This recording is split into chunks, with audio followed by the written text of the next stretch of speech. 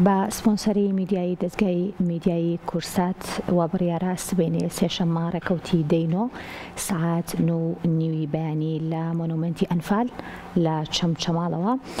کۆنفرانسی شێخی سەنعان شێخ ڕەزای تاڵەبانی بەڕێوەچێت دیارە لە نێو کۆنفرانسەکەیە چەندین پلان و هەروەها چەندین بابەتی جیاواز و هەروەها چەندین بابەت تایبەت بە شێخی شاعران شێخ ڕەزای تاڵەبانی هەیە گفتوگۆکەین لەسەر تەواوی کۆنفرانسەکە وەروەها بەڕێوەچوونی کۆنفرانسەکە و بابەتەکانی کۆنفرانسەکە بە میوانداری زۆر بەڕێز خاتوژین و عەبدوڕەحمان کە بەڕێزیان ئەندامی لیژنەی باڵای فێستیڤاڵەکەن. خاتوژینەوە زۆر بەخێر بێی سڵاو لێ بێوارەت باش بێ. سڵاو لە ئێوە ئەم کاتەی ئێوە بینەرانتان باش. زۆر سپاس بۆ تۆ دووبارە بەخێر بێی. اینجا دەستپێک باس لە کۆنفرانسەکە بکەم و باس لە بیرۆکەکەی بکەین. ئەمە یەکەمین ساڵە کۆنفرانسێک بۆ شێخی شاعران بەڕێوەچێت. بیرۆکەکەی لە چیەوە هات؟ زۆر باشە. سپاس بۆ ئەم دەرفەتە. بەخێر بێی. مەمنون. بیرۆکەی هەڵبەت کۆنفرانسەکەمان بە ناونیشانی کۆنفرانسی شێخی شاعران شێخ ڕەزای تاڵەبانیە و باس لە یەکێک لە گەورە شاعرانی کلاسیک قۆناغی کلاسیکی ئەدەبی کوردی ئەەکەین کە لە سەردەمێکی مێژووی سیاسی هەستێردا ژیاوە لە سەردەمی کەوتنی میرنشینی بابان و هاتنی دەسەڵاتی عوسمانیەکان بۆ ناوچەکە. هەڵبەت بیرۆکەکە باڵین بیرۆکەی هەر کار و چالاکێکی ڕۆشنبیرانی ناوچەیەک لە هەستی بەرپرسیارەتی و خەمخۆری چالاکوانەکانیەوە دێت. بە ئەمانەتەوە بڵێم بیرۆکەی سەرەکی کۆنفرانسەکە مامۆستا هەڵوێست نەریمان بوو کە خاوەنی امتیازی گۆڤاری گۆڵچن و بەڕێوەبەری ناوەندی هونەری چەمچەماڵە. بەڵام کەسان و لایانی تریشان کە بەدەم پێشنیاری بەڕێزیانەوە هاتوون لەوانە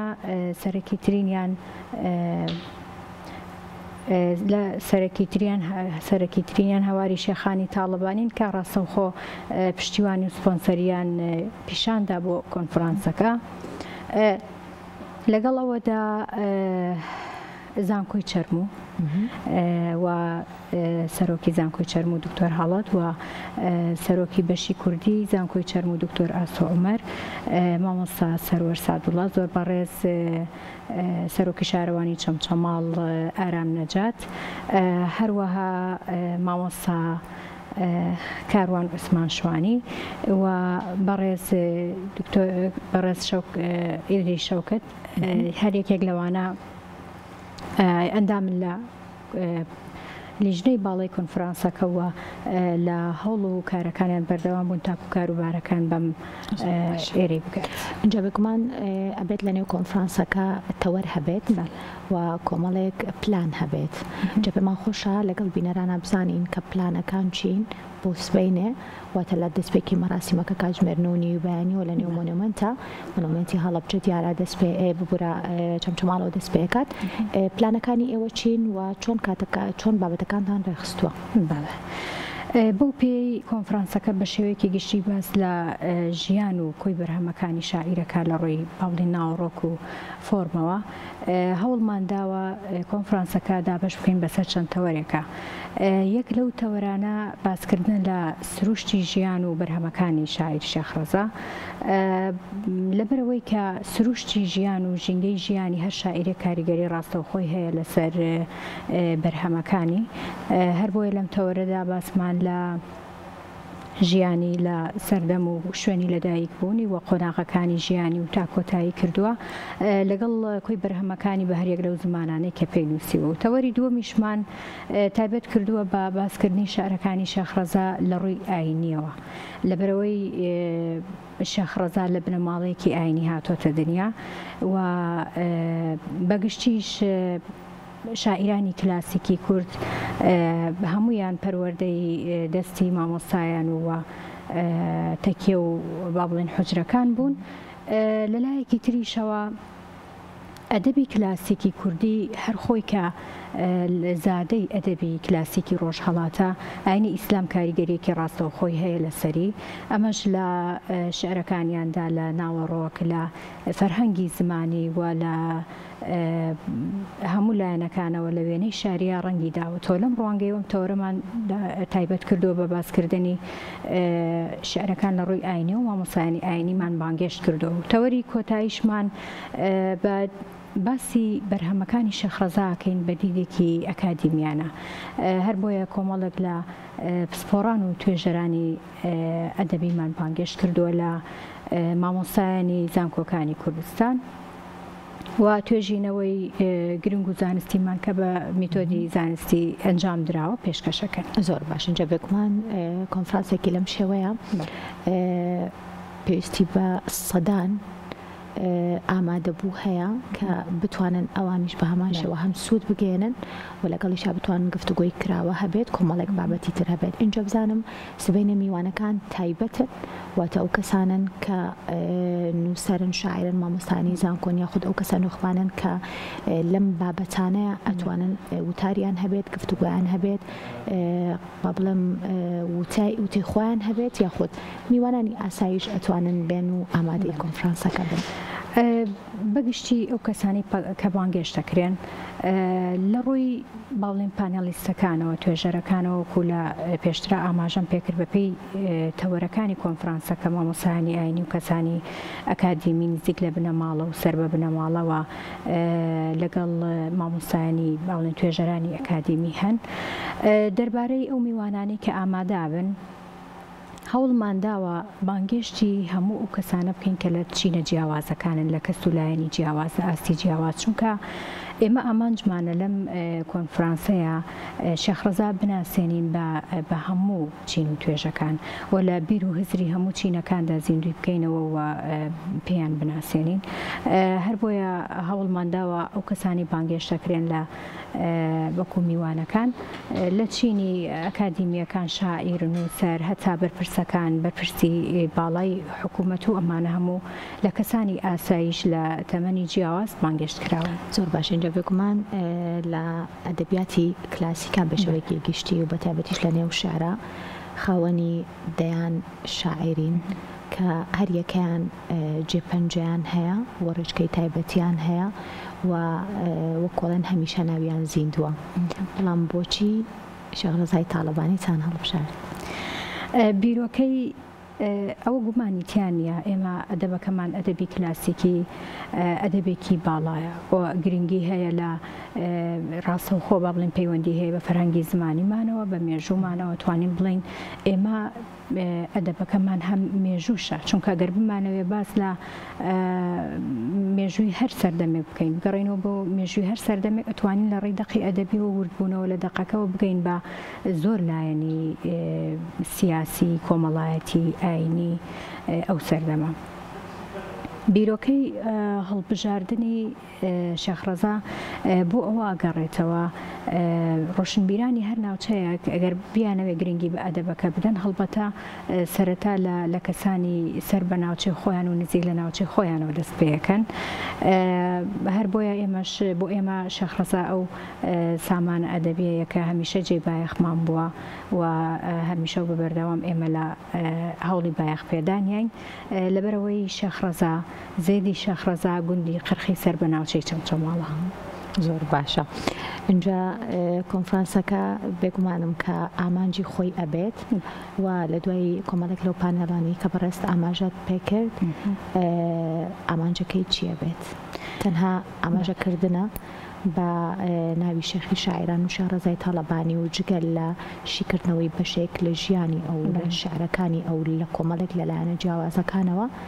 ئامانجی چیترە بێت؟ کۆنفرانسەکەی ئێمە وەک هەر کۆنفرانسێکی تر کۆمەڵە گرنگی و ئامانجی تایبەتی خۆی هەیە. سەرەکی ترینیان پێم خۆشە لەوە دەست پێ بکەم ئێمە ئامانجمانە لە ڕێی ئەم کۆنفرانسانەوە گرنگی بدەین بە ئەدەبەکەمان ئەدەبەکەمان زیندوو بکەینەوە چونکە ئەدەبی ئێمە وەکو ئاماژەم پێدا ئەدەبی ئێمە گرنگیکی زۆری هەیە و بە تایبەت ئەدەبی کلاسیکیمان چونکە ڕاستەوخۆ پەیوەندی هەیە بە فەرهەنگی زمانیمانوە بە مێژوومانەوە بە هەمان شێوە ئەگەر بێت و ئێمە گرنگی بدەین بە ئەدەب واتە گرنگیمانداوە بە هەموو ئەم لایەنانە ئەمە یەک لە گرنگیەکانی ئامانجێکی ترمان یاخود گرنگیەکی تری ئەوەیە ئێمە توێژەرانێکی زۆرمان هەیە و خاوەنی توێژینەوەی زانستی گرنگت لە هەرێک لە بوارەکاندا ئەنجامدانی کۆنفرانس هۆکارێکی گرنگە بۆ ئەوەی دەرفەتێک دروست بکە بتوانن توێژینەوەکانیان پێشکەش بکەن و هاوبەشی پێ بکەن بە کەسانی تر و بتوانن کە گفتوگۆ دروست بکەن و بگەنە دەرەنجامی دروست لە هەر بوارێکە یەکێکی تر لە ئامانجەکانمان ئێمە ئەو توێژینەوانە کە پێشکەشەکرێ لە کۆنفرانسەکانە هەڵبەت بە میتۆدێکی زانستی پێشکەشەکرێ بۆ میتۆدی زانستی هەمیشە و بەردەوام لە نوێبوونەوەدایە ناکرێت ئێمە بە دیار خوێندنەوەیەکی ساڵانی هەفتاکانەوە بۆ هەرێک لە شاعیرەکانمان بۆ نووسەر و ئەدیبانمانەوە دابنیشین و ڕەنگە لە دە ساڵی داهاتوودا کۆمەڵێک توێژەر بێنەکایەوە و بە میتۆدی زانستی کار بکەن درک بە هەندێک لایەن بکەن لەسەر بابەتێک کە تا ئەو کاتە درکی پێنەکراوە بۆیە ئەنجامدانی کۆنفرانس بە بەردەوامی بەواتای نوێکردنەوەی زانیاری دێت لەسەر ئەو بابەتێک کە کۆنفرانسەکەی لەسەر ئەنجامەدرێ خاڵی کۆتایی گرنگی و ئامانجی کۆنفرانسەکەمان تایبەتەکەمەوە بە ناونیشانی سەرەکی کۆنفرانسی شەخرەزای تاڵەبانیەوە زۆر جار کە باسی شەخرەزا ئەکرێ لیان لای هەندێک کەس کە ناوی شەخرەزا ئەبرێ یەکسەر بە جۆرێک لە جۆرەکان بیری بەلای شێعرە هەجووەکانی داڕوات شەخرەزا زۆر لایانی تری هەیە کە گرنگە لەوەی کە ئێمە ئاماژەی پێ بدەین و بیناسیێنین بۆ نمونە شەخرەزایەکێک بۆ لەو شاعیرانەی کە دەسەڵاتێکی زۆر باشی لە 4 زماندا هەبوو 4 زمانی زانیوە و بە هەر یەک لە زمانەکانی کوردی فارسی تورکی شعری نووسیوە و بۆ هەر یەک لە تێماکانی شعری کلاسیک شعری هەیە کە هەرێک لە شعرەکان با بڵین تێماکانی شعری نیشتیمان پەروەری کۆمەڵایەتی ئاینی ئەڤینی ستایش ئەگرێتەوە کە ئەمانە هەر یەکەیان لەو ناوەڕۆکی شعرانن کە لە ئەدەبی کلاسیکی ڕۆژهەڵاتدا هەبووە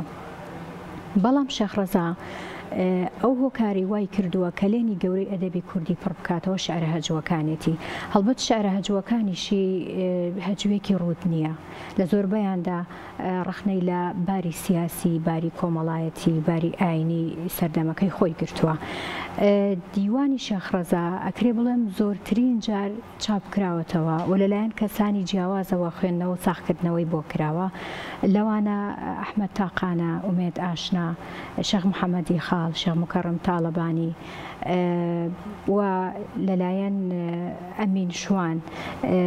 واتە ئەتو ئەمەوێ بڵم لە کۆتاییە کە ئامانجی سەرەکی کۆنفرانسەکەی ئێمە ئاماژەدانە بە هەموو لایەنەکانی شەخرەزا تاکو خەڵکی وەکو خۆی وەکو ئەوەی کە هەبووە و ناوەڕۆکی بەرهەمەکانی چ گرنگێکی تایە بیناسن وەکمانە بێت کۆنفرانسێکی لەم شێوەیە لە دوای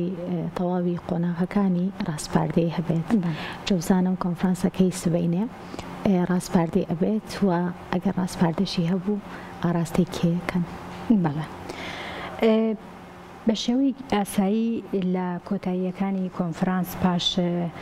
ئەوەی کە توێژینەوەکان پێشکەشەکرێن و پاش دروستبوونی گفتوگۆ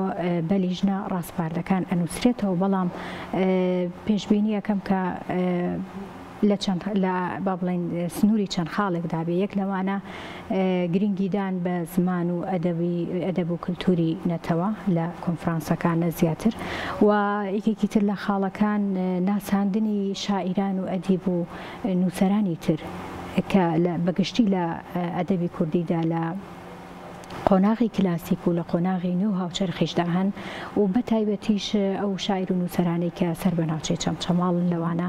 ئێمە شاعیری ترمان هەیە سەیدی مەلای جەباری. ئایا لە ساڵانی ئایندە چەندها شاعیرەکانی ئەو ناوچەیە گرنگیان پێدرێت یاخود پەلا هاوێت بۆ شار و شارۆچکەکانی تریش بەڵام حەقی خۆشێتی لەبەرەوەی لەگەڵ لەو ناوچەیە بێت دەستپێکە بێت پێشینە گرنگیدانیش ئاماژم پێکرد ئامانجی سەرەکی چالاکوانان یا هەتا کاتێک کە زانکۆیەک لە ناوچەیەکی تایبەت لە ناوچەیەکی جیاوازە دروست دەکرێت لە دید و پەیامەکەی و فەلسەفەی دروستبوونی زانکۆکە لەو ناوچەیەدا لە پاڵ خزمەتکردن بە مرۆڤ و مرۆڤایەتی خزمەتکردنە بە دەستکەوتی با بڵێن مێژووی و ئەدەبی و کلتوری ناوچەکەی خۆی. جا یەکێک لە ڕاستپاردەکان پێشبینیەکەم بەو جۆرە بێت و یەکێکی تر لە ڕاستپاردەکان زیاتر ڕەنگە ئاڕاستەی بە بڵێن وەزارەتەکانی تایبەت بەو بوارانە بکرێتەوە لەوەی کە لە زۆربەی ئەو وڵاتانەی کە گرنگی بە ئەدەبیاتەدەن ناوەندی توێژینەوەی تایبەت بە شاعیرەکان هەیە و بۆ ئێمەش پێویستە لەوەی کە ناوەندێکی تایبەت بە شاعیر نالی مەحوی شەخرەزایە هەریەکە وەزارەتی ڕۆشنبیری وارووا وەزارەتی خوێندنی باڵامە ئەو دوو وەزارەتەن کە بزانم پشکی شێریان بۆ ئەم بابەتە دەرەکەوێت. ئەو ناوەندی توێژینەوەی گرنگیەکەی لەوەیە کۆمەڵێک توێژەری بتوانە لەسەر هەمان ئەو شاعیرە توێژینەوەکەن ئەمەوە ئەکات هەموو لایەنەکانی ئەو شاعیرە دەربکەوێت وەکەوەی کە لە وڵاتی رووسیا ناوەندی توێژینەوەی تایبەت بە پۆشکین هەیە لە ئەڵمانیا ناوەندی توێژینەوەی تایبەت بە گۆتە هەیە و یەکێکی تر لە پێش لە ڕاستپاردەکان کە ئاڕاستەی وەزارەتی ڕۆشنبیریەکەین پرۆژەی بە چاپگەیاندنی زنجیرە کتێب کە گرنگێکی زۆری هەیە زنجیرەیە کتێب تایبەت بە نووسەرێک تایبەت بە شاعیرێک بە ئەدیبێک چاپ بکرێت ئەمەش بە هەمان شێوە ئەگەر بێت و ئەنجام بدرێت ئەو پرۆژە گەورەیە کە ئەبێتە هۆی پاراستن و بڵاوکردنەوەی ئەو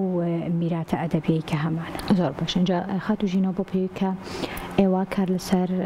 شەخرەزای تاڵەبانیەکەن کە یەکێک لە شاعیرە هەرە دیارەکانە و خۆشت ئاماژە بە بەشێکی زۆر لە لایەنە جیاوازەکانی ئەو قەڵەمەکەی ئەو کردووە کە خزمەتی ئەدەبیاتی کوردی پێ کردووە. ئایا ئەم کۆنفرانسە جگەل لەم کارە کاری پێشووتر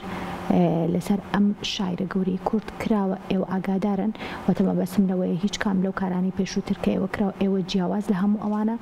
کاری لەسەرەکەن لەم کۆنفرانسەیە یاخود بەشێک لەو بابەتانی کە پێشتر لەسەری کراوە ئێوە جارێک دەتوانن لە نێو ئەم کۆنفرانسای زیندوی کەنەوە؟ بەڵێ